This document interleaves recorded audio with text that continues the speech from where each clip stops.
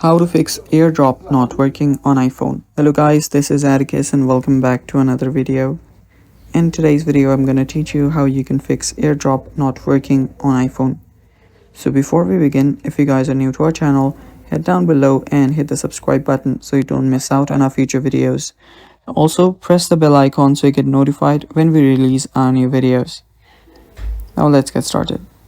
So to fix Airdrop not working on an iPhone, first make sure that your Bluetooth and Wi-Fi are both on. So simply make sure that both of these are turned on. Let me turn all of those on, and both devices are within 30 feet and both of them are updated to the latest version. After you've done that, you can adjust your Airdrop setting to everyone for 10 minutes. So let me just select that, and everyone for 10 minutes. After you've selected all of those, you can then simply restart both devices if the problem is still there.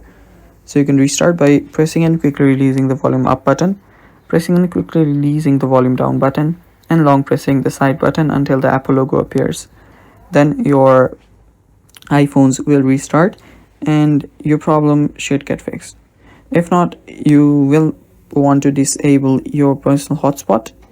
Just disable personal hotspot and try resetting your network settings. To reset your network settings, go to settings, go to general, scroll down all the way till you find transfer or reset iPhone, and then tap on reset. From there, you'll find the reset network settings on the second option. Tap on that and reset your network settings. Doing that will fix your problem, and that's basically it. Thanks for watching. Stay tuned for more, and